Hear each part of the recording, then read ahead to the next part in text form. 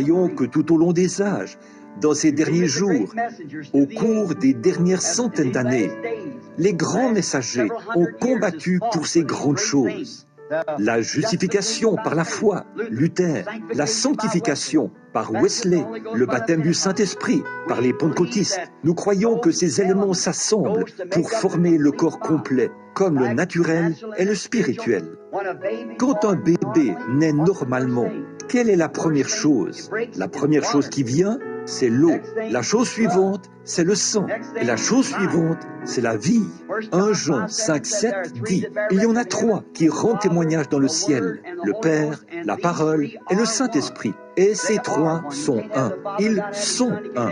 Vous ne pouvez pas avoir le Père sans avoir le Fils. Vous ne pouvez pas avoir le Fils sans avoir le Saint-Esprit. Voyez, ils sont un, mais il y en a 3 qui rendent témoignage sur la terre, l'eau, le sang et l'esprit. Et ils sont d'accord.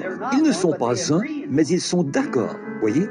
Or, vous pouvez être justifié sans être sanctifié. Vous pouvez être sanctifié sans avoir le Saint-Esprit. Voyez? Le Saint-Esprit, c'est la présence de la puissance du Christ qui habite à l'intérieur, dans l'esprit. Or, nous voyons que les choses naturelles sont des types des choses spirituelles. Ainsi donc, l'Église a atteint sa pleine maturité maintenant. La justification, la sanctification, le baptême du Saint-Esprit. Nous venons juste de terminer l'étude des 7 âges de l'Église chez nous, et cela a été présenté sous forme de très beaux types.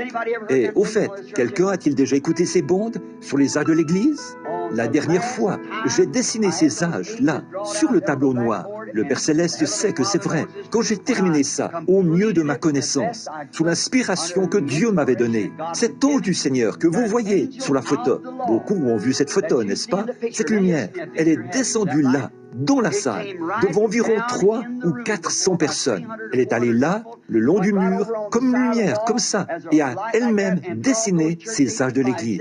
Nous étions tous là à la regarder. On la regardait dessiner le premier âge de l'Église, le deuxième, le troisième, le quatrième, le cinquième, le sixième et le septième. Eh bien, il y a des gens assis ici qui ont été témoins de cela. Levez la main si c'est le cas. La Bible dit sur la déclaration de 2 ou de 3 témoins. Tous ceux qui étaient assis là criaient et tout. J'ai dit, voilà, maintenant, vous vouliez la voir. Tout le monde peut la regarder. À 11 heures du matin, elle était suspendue là, sur le mur. Et elle a dessiné ces âges de l'Église. Et quel âge, avec quelle mesure de l'esprit. Ensuite, les ténèbres, pour montrer que l'esprit avait été étouffé. Il a traversé l'âge des ténèbres et elle est descendue de nouveau, exactement comme j'avais dessiné cela. Et nous avons ça. Nous en avons des photos et tout, des dessins accrochés au mur. Et voilà, c'était exactement ça. L'Esprit du Seigneur a dû être satisfait que cela s'achève, parce qu'il est revenu confirmer que c'était vrai.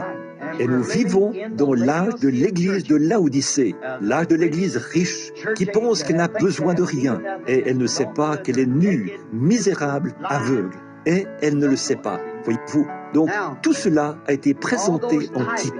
Or, le même soleil qui brilla, qui se lève à l'est, est le même soleil qui se couche à l'ouest. Alors, arrêtons-nous juste un instant pour placer ce message dans son contexte. Nous savons que le soleil, il s'agit du S-O-L-E-I-L, le système solaire.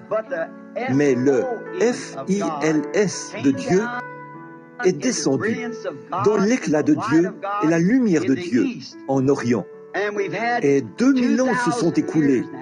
Pour le Seigneur, il a dit, ce serait un temps qui ne serait ni jour ni nuit, un jour assez sombre, mais au temps du soir, il y aura de la lumière. Or, si vous remarquez, le Saint-Esprit est d'abord descendu sur les gens de l'Orient. Ensuite, on a eu un moment où les gens n'ont fait qu'adhérer à l'Église. Il y avait de petits points à aborder et de petites causes pour lesquelles combattre. Mais alors, au temps du soir, dans l'hémisphère occidental, il y aura de la lumière. Et nous sommes maintenant à ce moment-là. La civilisation est arrivée en provenance de l'Est, comme une grande vague, amassant de plus en plus de péchés en avançant. Et elle a frappé la côte ouest, comme un mur du son, et elle a reculé. Et l'endroit le plus corrompu que je connaisse se trouve sur la côte ouest. Tout ce qu'on peut imaginer, ils l'ont. le péché, la corruption, le divorce, le mariage, Hollywood, le trou même de l'enfer. C'est tout à fait vrai. Je crois en la sainteté authentique de la Bible et je ne crois pas en cette corruption et cette pourriture qui fournissent un exemple à notre peuple, qu'on appelle Hollywood. J'ai toujours été contre ça.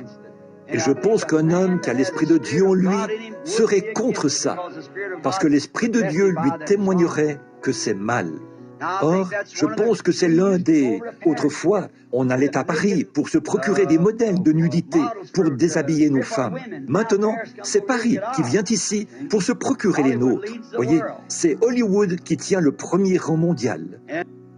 Et la mode de nudité que nous avons aujourd'hui dépasse celle de la France. Pensez-y un peu. Ce lieu d'ivresse, de bagarre, d'immoralité. Et pourtant, Hollywood dépasse tout cela. Et tout, à la télévision, tout ce qu'on y diffuse, c'est des émissions non censurées, des histoires sales et de la corruption, de la pourriture. Elles se sont glissées dans tout. Et les gens, le diable, on ne nous permettait pas d'envoyer nos enfants au cinéma il y a des années, nous les pentecôtistes du début.